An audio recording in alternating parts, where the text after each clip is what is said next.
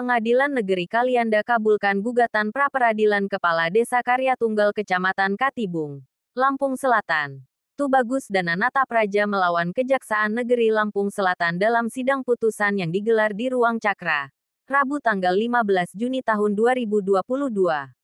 Dalam amar putusannya, Hakim Tunggal Rizza Dharma SH menyebutkan mengabulkan gugatan pra-peradilan pemohon sebagaimana yang dimohonkan.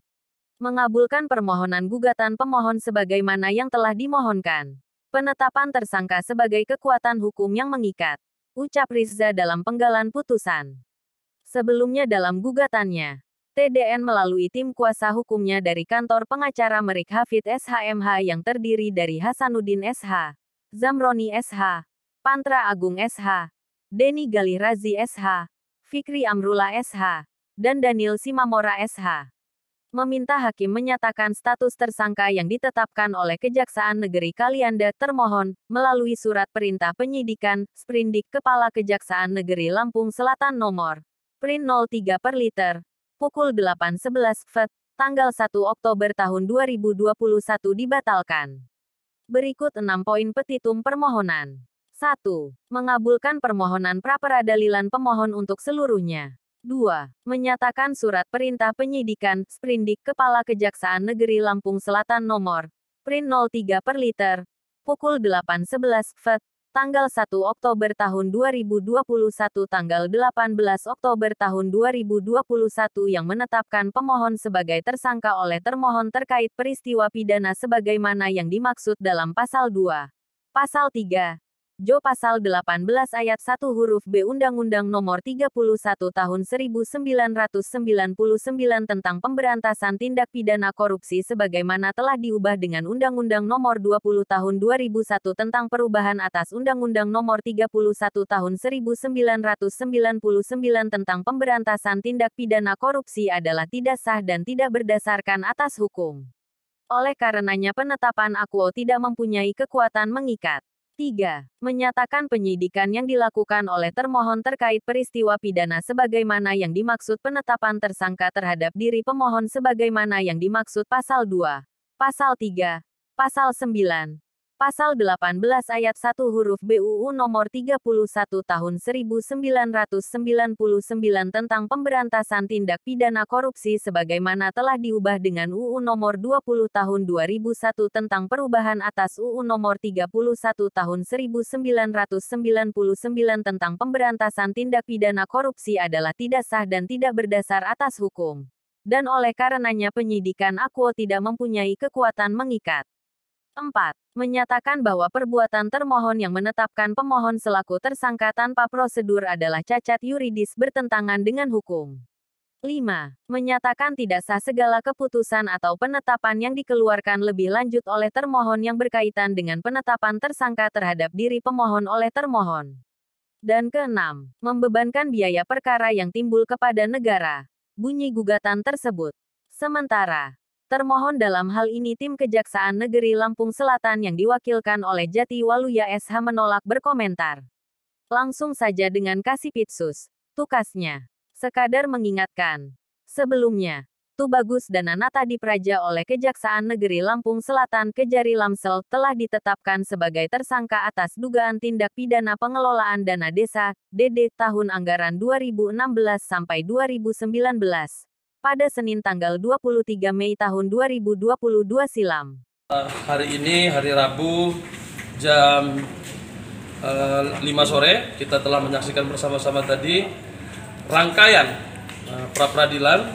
Alhamdulillah pra-peradilan kami dari Merik Hafid and Partner sebagai kuasa hukum dikabulkan oleh Majelis Hakim. Allahu Akbar. Allahu Akbar. Artinya Majelis Hakim melihat bahwa putusan ini berdasarkan alat bukti dan fakta persidangan. Perlu ketahui bahwa status klien kami atas nama Tubagus Dana mulai hari ini tidak tersangka lagi. Maka dari itu tadi sudah didengar dengan semua rekan-rekan media bahwa di fakta persidangan bahwa kerugian negara ini bukan ranahnya dari inspektorat, bahwa dalam perkara ini tidak ada kerugian negara, Karena apa? Karena yang berhak mengaudit kerugian negara ada satu lembaga yang ditunjuk oleh negara, yaitu BPK dan BPKP. Sementara di fakta persidangan bahwa klien kami telah memulangkan uang berdasarkan LHP dari inspektorat, yaitu pada tanggal 18 tahun 2021, sementara penetapan tersangka adalah tanggal 2 bulan Mei tahun 23 Mei tahun 2022. Maka dari itu mulai hari ini status tersangka atas nama Tubagus Dana adalah tidak sah dan kembali menjadi statusnya seperti biasa. Baru saja telah dilaksanakan pembacaan putusan perkara pra peradilan nomor 4 ya tahun 2022 atas nama pemohon dalam hal ini Tubagus Dana ya. Melalui kuasa hukumnya mengajukan permohonan pra peradilan terhadap sah tidaknya penetapan tersangka ya, dan sebagaimana kita dengar bersama putusan hakim tunggal menyatakan penetapan tersangka atas diri termohon dalam hal ini Tubagus Dana dinyatakan tidak sah dan tidak memiliki kekuatan hukum mengikat. Seperti itu. Pertimbangan dalam hal ini memang dalam pra peradilan memeriksa mengenai aspek formil sah tidaknya penetapan seseorang menjadi tersangka, yaitu terpenuhinya minimal 2 alat bukti yang sah. Nah, dalam pertimbangan hakim pra peradilan kemudian menyatakan dalam menetapkan tersangka dalam permohonan ini dinyatakan belum memenuhi minimal 2 alat bukti yang sah, sehingga penetapan tersangka tersebut dinyatakan tidak sah dan tidak memiliki kekuatan hukum mengikat. Seperti proses pra peradilan ini memang sesuai dengan hukum acara berjalan 7 hari ya, sehingga memang dari awal pembacaan permohonan, jawaban, langsung lanjut dengan pembuktian oleh para pihak, kesimpulan, dan hari ini langsung dibacakan putusannya seperti itu. Ya, kalau dalam hukum acara memang terkait putusan pra peradilan ini tidak ada upaya hukum lagi ya. Jadi memang sudah final ya sudah begitu keputusannya.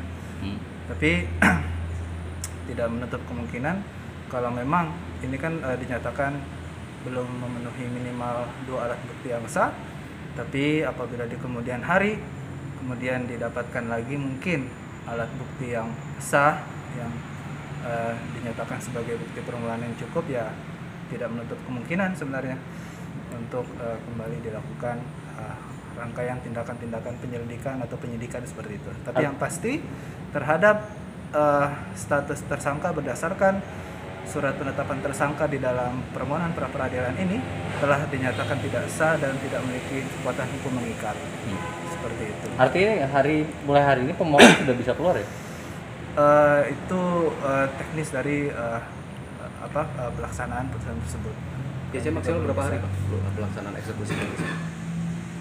Itu teknisnya terkait dengan penahanan dari itu ya. Memang sesegera mungkin putusan itu memang harus segera dilaksanakan karena memang secara hukum acara tidak ada lagi upaya hukum atas putusan pra peradilan ini, sehingga kalau status dia sebagai tersangka tidak sah, maka memang sebenarnya tidak ada alasan lagi untuk kemudian dia ditahan dalam perkara tersebut. Seperti itu. Dari Lampung Selatan, Zulhaidir dan tim melaporkan.